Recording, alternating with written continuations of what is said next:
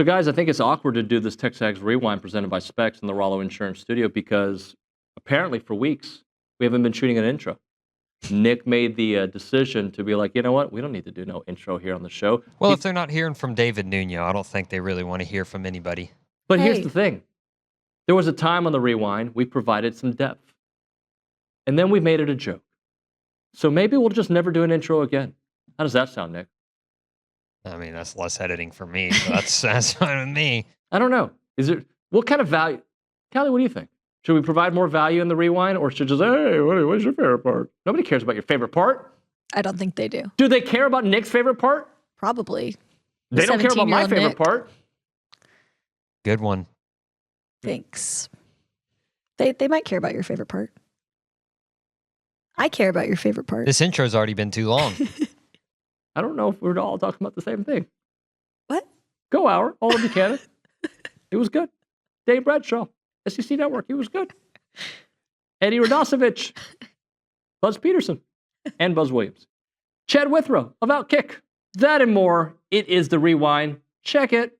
Somebody tell me, what is there to say right now? You're going to be, I can be optimistic about the pass rush and the run defense. What is it? So since let's not be complete Debbie Downers. You did say a moment ago, offensively, you think you're going to be far superior than you were this year. I do. I do. agree. I think they've added speed at wide receiver. I know there's rumblings that Noah Thomas may be leaving, and I would prefer Noah stay, but I think that even if he leaves, and this is not a shot at him, but I'm just saying, even if he leaves, I think the wide receiver room has a bit improved. Is improved. You got Le'Veon, Reuben, and other guys coming in. So the running backs, we're fine there. I think everybody believes it. The offensive line was good last year, should be better this year because those guys have a whole full year of playing together. And Marcel, I think, I can't understand anyone that doubts him now. I mean, does he need to take care of the ball a little bit better? Yeah. Yep. Even though, in that bowl game, one of the interceptions is absolutely not his fault. I'd like to see him read the field better. And again, I think that comes with experience. Especially at that position. Yeah. At that position, probably more than any other. So offensively, I can look at the team and think, yeah, man, I think this is a team that's finally going to have an offense that is capable of going out and scoring 35 points a game consistently. Is this the first time since I've been here or since Kellen Mond that you've had a quarterback who ended the season expected to start the next season? I think so. Who ended the season? Yeah, like as the guy. Yeah, probably so. Right? Haynes got hurt. Yeah. Connor got hurt. Max was always hurt. Max got hurt. Right? Marcel. The guy at Georgia Tech. Oh, you already said Haynes. Yeah. Marcel played the bulk of the season, and especially the second half was the guy, and he's going to be your guy next year. Well, and Dane, I think what also makes this such a valuable moment in the season for A&M, and look, I know what's still ahead. There's a long, long road, and going 10-8 might be a good season in the SEC, right? But they did that against Texas with Wade Taylor being limited. Obviously, didn't have the output that we're used to seeing and dealing with a little bit of a growing issues. And to do that and win so convincingly, I think was the big storyline. I agree. And I think being less reliant on Wade Taylor, number one, and then number two, him being okay with it. That's got to be the key. And we've seen some players across the country. Sure, not many of your listeners follow Marquette basketball, but Cam Jones is up for Player of the Year. He's right there behind the Cooper Flags and Janai Brooms. But what's changed in his game is his ability to facilitate the ball.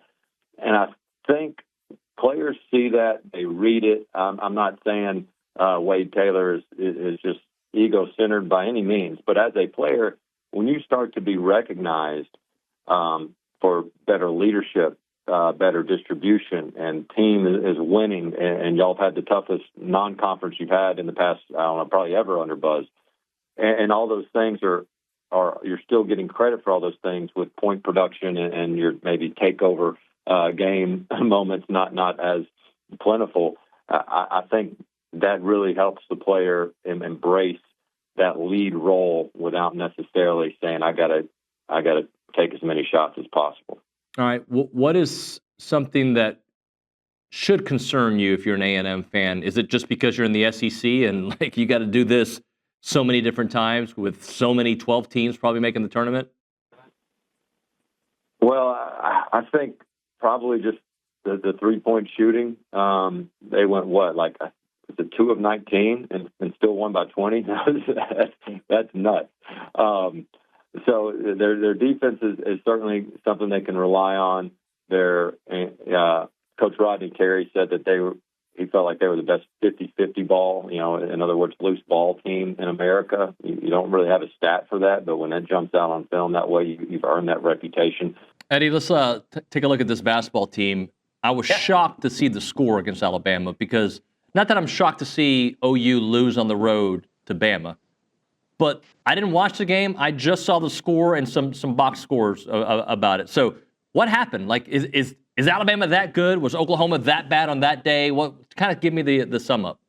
Yeah, I think it's a little bit of both. I mean, I think that Oklahoma, certainly in their 13-0 start, really haven't generally been tested as much as some other teams across the country, certainly in the top 15.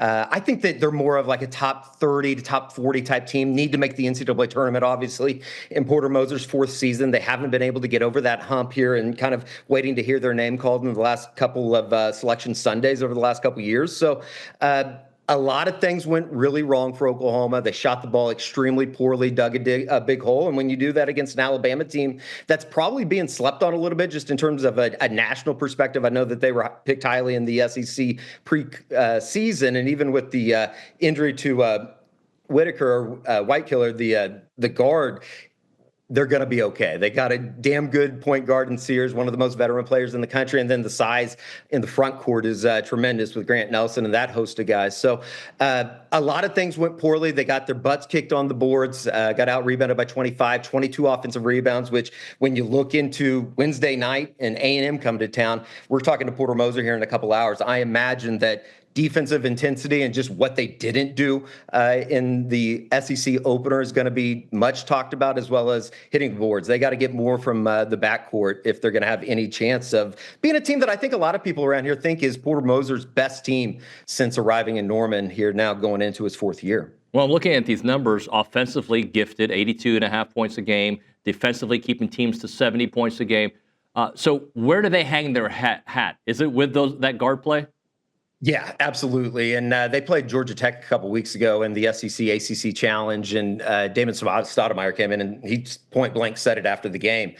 Oklahoma will go as far in the NCAA tournament or wherever they're to go into the regular season as far as their backcourt takes them. And it starts with Jeremiah Fierce. He's been a phenomenal freshman that kind of fell into Oklahoma's lap after he reclassified. He's been a nice pairing with 2 veteran guards in Duke Miles and Kobe Elvis. Huge matchup. Obviously, I'm rooting for the Buckeyes in this one. If Ohio State plays the way they played the last couple of weeks, they're going to run away with it. If Texas plays the way they've played the last couple of weeks, I think Ohio State runs away with it still. We have Ohio State great Bobby Carpenter come on our show every week, who hosts a bunch of shows, and obviously a big Ohio State guy, lives in Columbus. And I asked him yesterday about Ohio State, and I said, do you think that the loss to Michigan was necessary to go on this run for Ohio State, that they needed that level of anger and motivation, and nobody thinks we're good and everybody thinks we're all of that? Did they need it? And he kind of paused and said, I don't know, because it's tough to go back and see when a total reset happened. But whatever happened in that game offensively is where Chip Kelly changed. And Chip Kelly just decided, which everyone in college football knew, hey, I got 3 of the best receivers in the country. Any one of these 3 guys would be the number 1 receiver on pretty much any other team across America. And I've got probably the best freshman receiver in the history of the sport. Let's throw it deep with these guys. Let's give them a chance to change the game. That softened up the defensive line. They've been able to run it also. I said when I saw the first half against Tennessee that if this Ohio State team shows up, they will win the national championship with ease. And they beat Oregon. They're up 34-0 in that game in the first half. I think they're going to handle Texas. Texas really has been a good team, but not overly impressive with how they've had to win games. I think Ohio State's the best team in the country right now. I really like them against the Longhorns. I think on the other side, I like Notre Dame to get it done. I think I've been sleeping on Notre Dame ever since that loss to Northern Illinois, but I'm really impressed with just their knowledge of their own identity. They know exactly who they are. A great defensive team that's got a stable of good running backs and a quarterback who's essentially another running back who's really good at what he does. So I like their identity against Penn State, and I think Ohio State's going to continue to roll. I really do. I think they're your national champion, and I don't know that they're going to have a game that's single digits. Callie, why don't you tell the people what to do? Like, comment, subscribe, share, and follow us on social media. Thank you so much for watching. We'll see you next time.